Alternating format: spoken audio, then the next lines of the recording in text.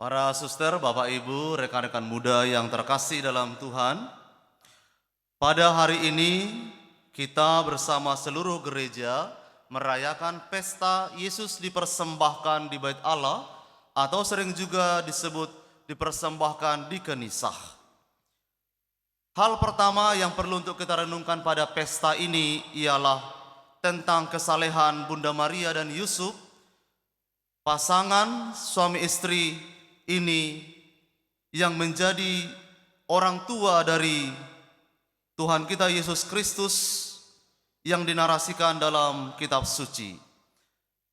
Bunda Maria dan Santo Yusuf adalah dua pribadi yang taat kepada Allah. Ketaatan mereka sejatinya sudah dimulai sejak rencana awal penyelamatan yang Allah nyatakan kepada mereka, terutama Bunda Maria lewat malaikatnya, malaikat Gabriel. Kita tahu dengan baik dalam kitab suci bahwa kedua pribadi ini bukanlah pertama-tama pribadi yang sudah sempurna, tetapi mereka justru adalah pribadi-pribadi yang disempurnakan oleh kasih Tuhan dari kelemahan-kelemahannya. Bunda Maria melampaui segala ketakutannya, keterbatasannya, tetapi pada kemudian Bunda Maria berani dengan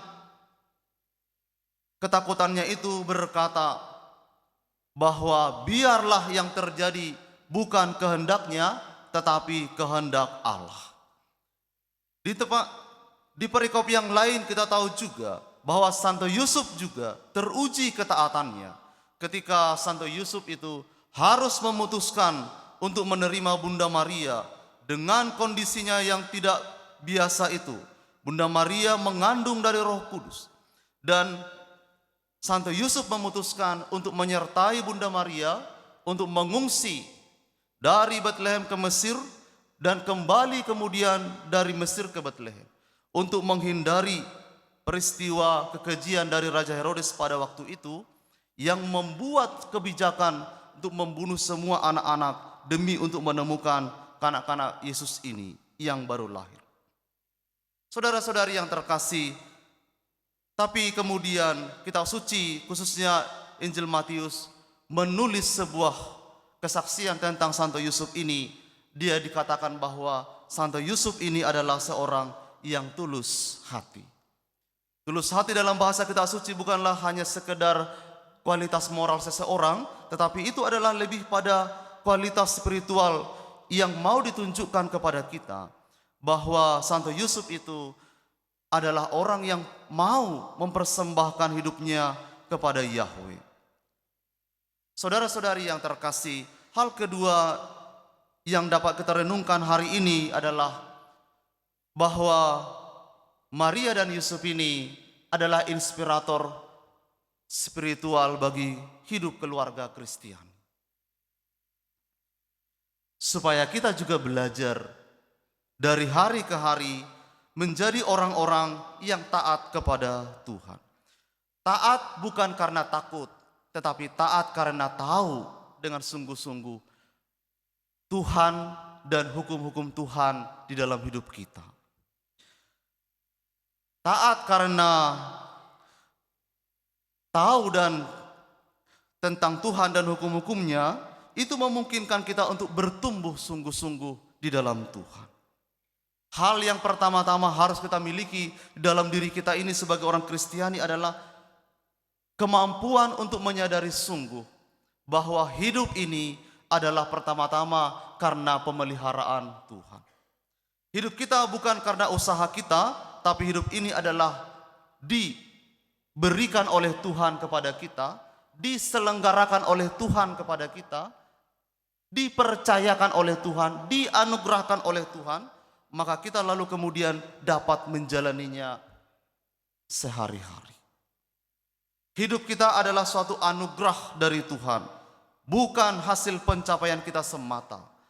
Maka dengan kata lain, kita ingin berkata hari ini bahwa hidup saya ini adalah miliknya Tuhan. Yang Tuhan percayakan kepada saya, kepada kita, maka kita juga mau mempercayakan itu dari hari ke hari kepadanya. Maria dan Yusuf memang mereka mempersembahkan putranya sebagai anugerah yang terbesar di dalam hidup mereka. Mungkin bagi kita sekarang kurang begitu terasa, tapi melihat konteks situasi kitab suci pada waktu itu, ini adalah sesuatu yang memang luar biasa. Tidak semua orang dapat dengan gembira memiliki seorang anak pada zaman itu, terutama ketika sesudah kelahiran Yesus. Lihat di dalam kitab suci dikatakan terjadi ratap tangis yang begitu hebat karena keganasan otoritas wilayah pada waktu itu, Raja Herodes yang ambisi menjadi raja itu. Banyak kaum ibu menangis meratap tiada hentinya karena kehilangan harapan mereka. Seorang yang tidak mempunyai anak pada zaman itu tidak akan mendapatkan apa-apa, baik dalam kehidupan sosial mereka maupun dalam kehidupan keagamaan mereka. Kalau engkau kehilangan anak, hilanglah semua hak dan kewajibanmu. Nah, saudara-saudari yang terkasih, tetapi itulah yang membuat Maria dan Yusuf ini sungguh-sungguh bukan hanya hukum-hukum yang mereka taati, tapi mereka melihat pemeliharaan ini, Tuhan ini yang begitu besar kepada mereka. Saudara-saudari yang terkasih dalam Tuhan, mari kita berusaha terus-menerus untuk menjadi keluarga Kristiani yang taat kepada Tuhan. Kitab suci mengingatkan kita selalu bahwa bukan kita yang memilih Tuhan. Bukan engkau yang pertama-tama memilih Tuhan, tapi jauh sebelum kita berpikir tentang Tuhan, Tuhanlah yang telah memilih Anda untuk menjadi anak-anaknya yang kudus. Tuhan telah mengangkat kita menjadi anak-anaknya itu dari lumpur dosa-dosa kita, dari belenggu maut, supaya kita hidup bukan lagi untuk daging, tetapi kita hidup ini untuk roh. Bukan lagi hidup untuk manusia, tapi kita supaya hidup untuk Tuhan, untuk Allah. Persembahan itu bukan harus yang sempurna. Persembahan itu adalah seluruh diri kita dari ketidaksempurnaan yang akan disempurnakan oleh kasih Tuhan. Tidak ada orang yang punya alasan untuk tidak layak kepada Tuhan, karena Tuhan bukanlah Tuhan yang memaksakan kesempurnaan itu pada manusia, kepada saya. Yang Tuhan kehendaki adalah pemberian diri kita ini, persembahan diri kita ini kepada Tuhan. Saudara-saudari, khususnya rekan-rekan muda yang terkasih, ini adalah momen refleksi kita bersama bahwa kita ini semua adalah diundang oleh Tuhan untuk memberikan diri kita ini kepada-Nya. Mungkin tidak banyak hal yang besar yang dapat Anda lakukan, mungkin bukan kesucian yang sempurna yang kita persembahkan, tetapi kemauan untuk mempersembahkan itu adalah berkenan kepada Allah. Oleh karena itu para saudara-saudari, saya ingin mengutipkan satu perikop dari surat Roma, surat Paulus kepada jemaat di Roma berbunyi demikian.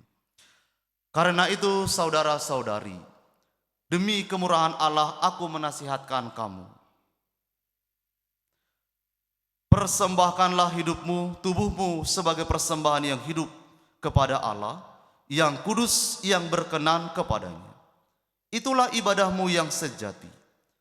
Jangan kamu menjadi serupa dengan dunia ini, tetapi berubahlah oleh pembaharuan budimu, sehingga kamu dapat membedakan mana yang Allah kehendaki, mana yang baik, mana yang berkenan dan sempurna kepada Allah. Persembahan kita ini akan semakin, hidup kita akan semakin berkenan kepada Allah bila terus-menerus kita persembahkan kepadanya. Tuhan memberkati.